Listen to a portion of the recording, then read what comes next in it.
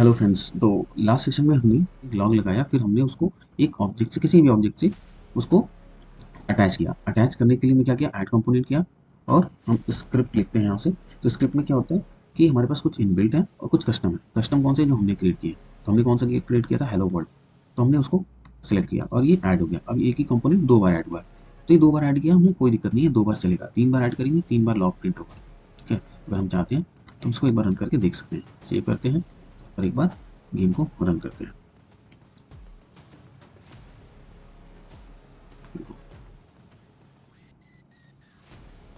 ये आप देख रहे हैं स्टार्ट लाइफ साइकिल कॉल, आपको दिख रहा है एक बार, लेकिन यहाँ काउंट देखिए तो इसने दो बार कॉल किया।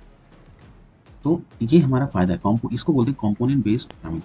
कंपोनेंट बेस्ड प्रोग्रामिंग में क्या होता है, हम एक फीचर बिल्ड करते हैं और उस फीचर को हम कभी भी किसी नोड पे अटैच कर सकते हैं। सपोज करो एक फीचर है कि रोटेट करना, उसका काम है बस रोटेट करना। तो उसको हम इतना जेनरिक बनाएंगे कि उसका काम सिर्फ इतना रहेगा कि किसी भी ऑब्जेक्ट को रोटेट करा दे। तो जिस भी ऑब्जेक्ट पे उसको अटैच करेंगे, जब भी रन करेंगे तो वो उसको रोटेट कर देगा। तो ये कितना आसान होगा ना कि कैरेक्टर है, कोई बॉक्स है, कोई ट्री है, कुछ भी है, उसको रोटेट कराना है। हमें उस कंपोनेंट को बस अटैच करना है। वो कंपोनेंट अपने आप से जो भी वैल्यू हम उसको देंगे, वैल्यू भी दे सकते हैं। वो उसको भी हम देखेंगे कैसे वैल्यू अलग से दे सकते हैं। यहाँ पे कुछ फील्ड एक्सपोज करते हैं जिस फील्ड में अपनी वैल्यू, जैसे यहाँ पे आप देख रहे हैं पोजीशन, इसकी अपनी प्लेस होल्डर है, रोटेशन का भी प्लेस होल्डर है। वैसे अपने भी कंपोनेंट का हम प्लेस होल्डर बना सकते हैं। उस प्लेस होल्डर में हम वैल्यू इंसर्ट करा सकते हैं और वो वैल्यू रन टाइम में हम रीड करके जिस भी कंपोनेंट या जिस भी ऑब्जेक्ट या जिस भी नोड पे लगा हुआ है, उस ऑब्जेक्ट पे उस प्रॉपर्टी का हम यूज़ कर सकते हैं। तो ये कंपोनेंट बेस्ड प्रोग्रामिंग की एक सबसे बड़ी एडवांटेज है। और दूसरी क्या चीज़ है, हम जब चाहे इसको डिसेबल कर दें, जब चाहे इनेबल कर दें, जब चाहे रिमूव कर दें, अटैच कर दें। तो ये सारे फायदे हैं। कंसोल पे हम थे क्लियर कर सकते हैं, clear on play. Clear on play का क्या होता है कि जैसे हमने इसको रन किया, रन होने के बाद से हमने इसे स्टॉप कर दिया।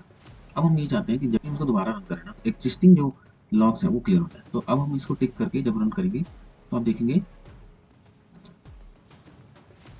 ये अपने आप से रीसेट हो गया।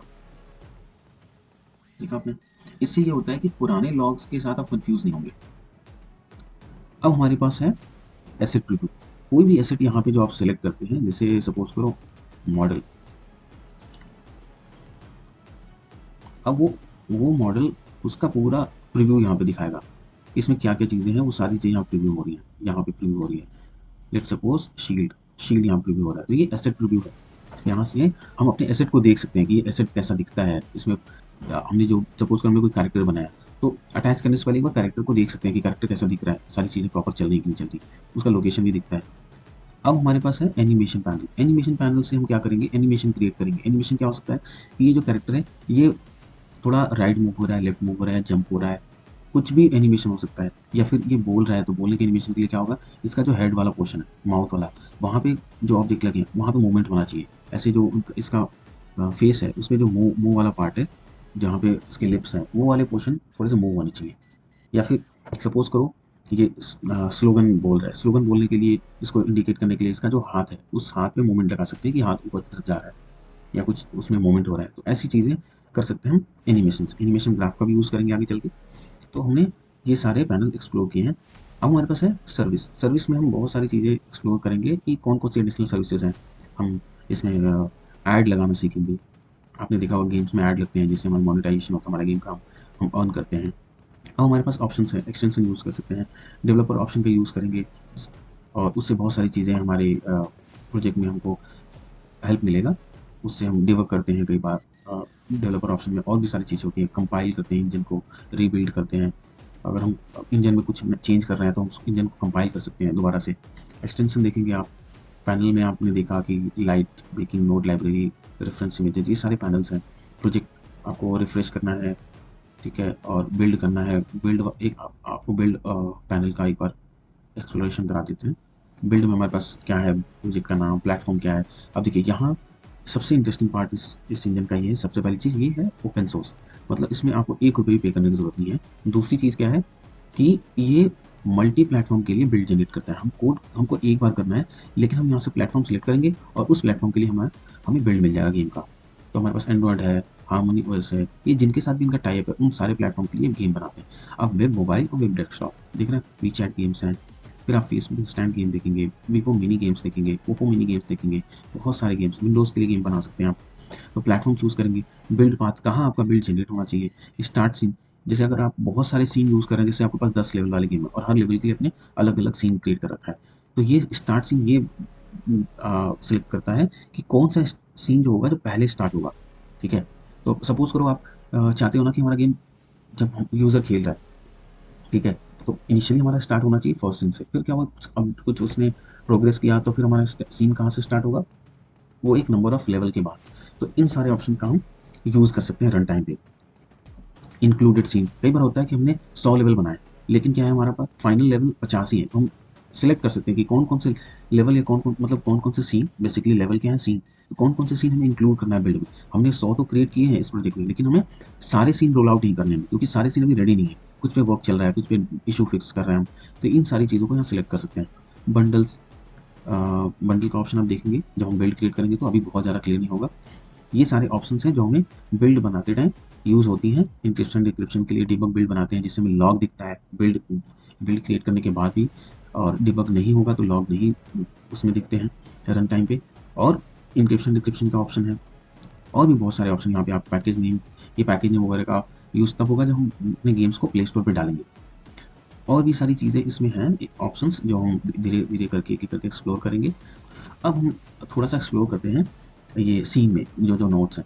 अब जब भी हम कोई सीन क्रिएट करेंगे ना, जैसे अगर हम सपोज करो कि यहाँ एक सीन क्रिएट करते हैं,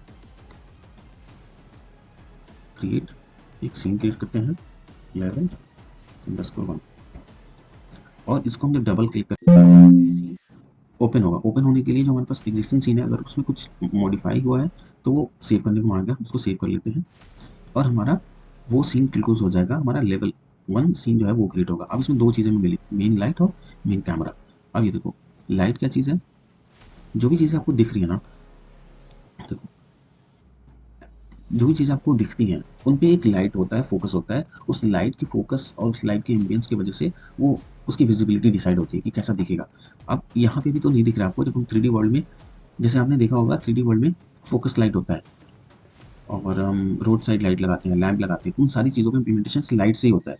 तो इस लाइट के बहुत सारे टाइप होते हैं, जैसे यहाँ पे देख सकते हैं। एक तो यहाँ पे इसकी मोबिलिटी है कि स्टैटिक होगा कि स्टेशनरी होगा कि मूवेबल होगा, स्टैटिक है कि स्टेशनरी है।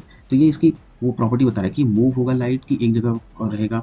ये काम आता है हमारी ऑप्टिमाइजेशन में। इससे ये होता है कि कुछ चीज़ें अगर हम ये प्रॉपर्टी सेट करते हैं तो रन टाइम में हमारा इंजन जो होता है ना, उसको पता है कि ये मूव नहीं होगा, तो जो रेंडरिंग होगी वो शुरू में ही फिक्स हो जाएगा कि इस लाइट का जो भी फोकस है वो किस किस ऑब्जेक्ट में पड़ रहा है, कहाँ कहाँ पिक्सल ग्लो हो रहे हैं, उन सारे पिक्सल को पहले ही वो क्या करेगा, इंजन डिसाइड कर देगा।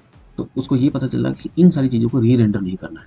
रेंडर का मतलब क्या है कि हमारा जो सिस्टम है, लाइब्रेरी ना, वो हर सेकंड या जो भी उसका इंटरवल होता है वो स्क्रीन को दोबारा रेंडर करता है, ड्रॉ करता है, कलर उसको दोबारा से फिल करता है, और बेस्ड ऑन पोजीशन वो कलर डिसाइड होते हैं कि कब कहाँ क्या चीज़ें होंगी, और उस बिहेवियर के हिसाब से हमको लगता है कि चीज़ें मूव कर रही हैं। वो हर सेकंड, हर मिली सेकंड जो भी कह लीजिए, वो चीज़ें ड्रॉ हो रही हैं। तो ये हमारी मोबिलिटी हो गई। अब हमारा कैमरा, कैमरा क्या है कि कैमरे का एंगल, कैमरे का मतलब ये है कि इसका ज़्यादा यूज़ आपको तब समझ में आएगा जब हम 3D गेम के बारे में सोचेंगे। अगर हम पबजी गेम के बारे में देखते हैं तो जो जो कैरेक्टर होता है वो जिधर जिधर जाता है फोकस उधर उधर होता है, उधर उधर की चीज़ें भी दिखाई देती हैं। कैमरे का यूज़ यही है। इस सेशन के लिए इतना ही, मिलते हैं नेक्स्ट सेशन में। Thank you.